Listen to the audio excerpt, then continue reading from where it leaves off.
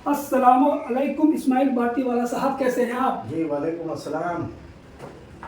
अस्सलाम साथियों, आज इरफान अली जामिया वाला साहब दिनांक 20 जुलाई 2025 को हमारी इनकी जो है मुलाकात हो रही है हमारे घर पर मुंबई के, और बहुत सारी टॉपिक पर डिस्कशन किए हैं, लेकिन ख़ास करके अभी जो हम मुखातिब हो रहे हैं आप लोगों से, उसका ताल्लुक़ थोड़ा बिहार की लीडरशिप से आ रहा है। जामिया वाला साहब, जी जी जी बताएं। हमने 2018 में मुस्लिम अधिकार मसौदा लिखा था, जी जी जो कि देश के सभी पार्टियों के हाथ में दरवाजे पर जाके देना की कोशिश की है और दिए हुए। बिल्कुल। उसी में से एक कड़ी शरद यादव भी रहे हैं उस समय। बहुत कद्दावर नेता थे। बहुत कद्दावर नेता थे। और बिल्कुल उनके यहाँ भी गए तो उस समय बड़े लीडर तो थे ही, और उन्हें कैसे टाला जा सकता है।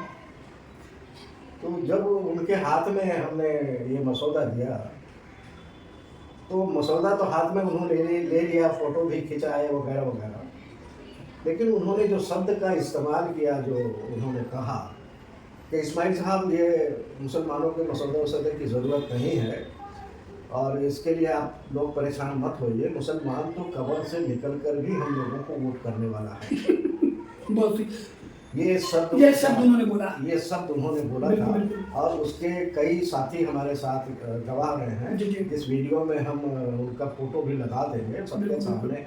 उन्होंने कहा था तो वो कि अब वो आज दुनिया में नहीं रहे, लेकिन फिर भी जो उनके अंदर की जो सोच थी वो उनकी बाहर आ गई थी।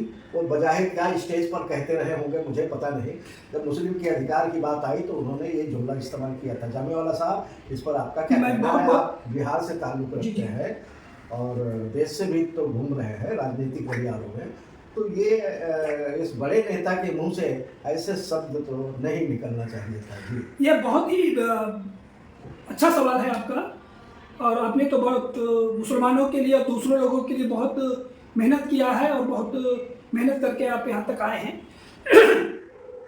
मैंने आपने एक चीज़ सुना है बाटीवाला साहब कि इतिहास जो है ना रिपीट करता है। अच्छा। हाँ जी हाँ, वो जिन्स में वो चीज़ आता है। जी, ये तो मैं सबसे पहले मैं ये वादा कर दूं कि मैं जब राजनीति में आया तो मैं राजनीति में जनता दल के वजह से आया, जिस जनता दल के फाउंडर मेंबरों में से शरद यादव जी थे। मैं कह सकता हूं कि वो मेरे गुरु जैसे थे।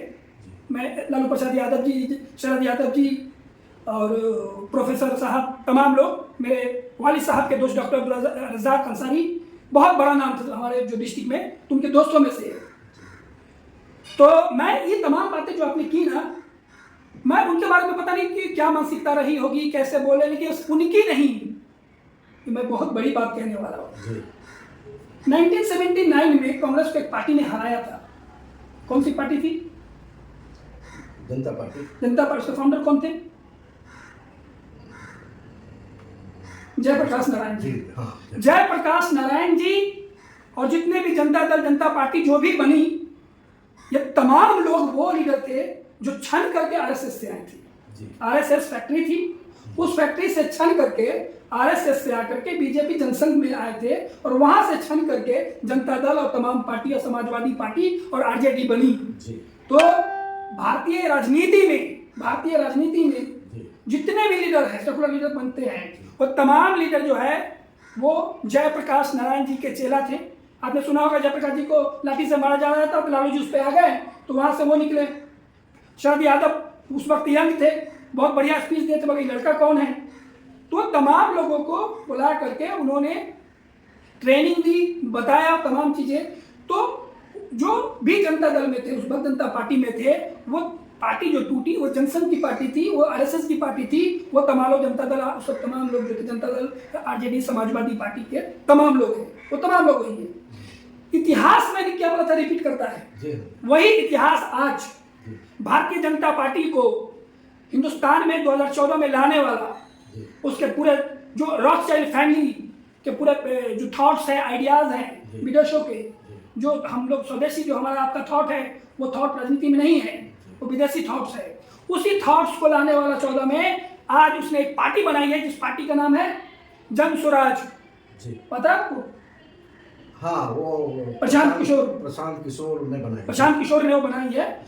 और प्रशांत किशोर भी आज इकरा की बात करते हैं, 4 लाइन याद कर लेते हैं मुसलमानों को बरकराने के लिए, और इकरा की बात करते हैं। प्रशांत किशोर आज यही बात दोहरा रहे हैं जो आपके साथ सदियों पहले हमारे जो शरद यादव जी ने कहा कि मुसलमानों को अच्छी लाइफ, अच्छी जिंदगी, अच्छे होने के लिए राजनीति में आने की जरूरत नहीं है, उनको कुछ नहीं, वो हमारे पीछे, उनको हक हुकूक तो तमाम चीजें जो है उसकी जरूरत नहीं है, वो तो कब्र से उठकर भी हम ही को वोट देंगे, जाएंगे कहाँ? यही कहना है ना, यही सोचे ना।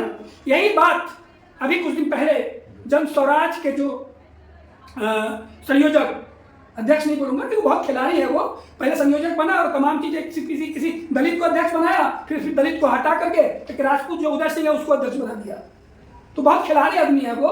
यही बात प्रशांत किशोर ने बोला है आज कि मुसलमानों को राजनीति में आने की जरूरत नहीं है, और मुसलमानों को आप हमको रहो या ना रहो उससे क्या, वो तो झक मार के भी हमें वोट देंगे। अच्छा, ऐसा? यस। और मेरे भाई, मेरे दोस्त, जो कि जन स्वराज की मीटिंग हो रही थी, उसमें मुजफ्फरपुर के नगर सेवक थे मुस्लिम, उन्होंने वो बोलने के लिए हाथ उठाए, वो अपनी चीजें बता रहे थे, तो उन्होंने कहा अरे बैठो ना तुम, बोला ना तुमको बैठो, बड़ी बेइज्जती की उसने, कहे तुमको किसने बुलाया, तुमको राजनीति में आने के लिए कौन बोला, हमें तुम्हारी जरूरत नहीं है, हमें मुसलमानों की जरूरत नहीं है, मुसलमानों की जरूरत नहीं, हम मुसलमान जाएंगे कहाँ? उनको बीजेपी को हराना है तो हमारे ही साथ आना पड़ेगा, समझे, अन्यथा नौवीं फेल के साथ जाना पड़ेगा। उनका यही चीज है, वो टारगेट कर रहा है नौवीं फेल, समझे। तो ये चीज इतिहास दोहराता है, जिन्स में है सर, ये चीज खून में है, ये चीज जो शरद यादव ने बोला, माननीय शरद यादव जी, स्वर्गीय शरद यादव जी, मैं सम्मान के साथ लेता हूं, वही चीज उन्हीं के खून, उन्हीं के लोग आज जो जन स्वराज के संयोजक है, सो कॉल्ड अध्यक्ष है प्रशांत किशोर, वो बोल रहे हैं। कोई नई बात नहीं है सर। ऐ मुसलमान, तेरे हाल पे रोना आया, तेरे हाल पे रोना आया। बहुत बहुत शुक्रिया। बहुत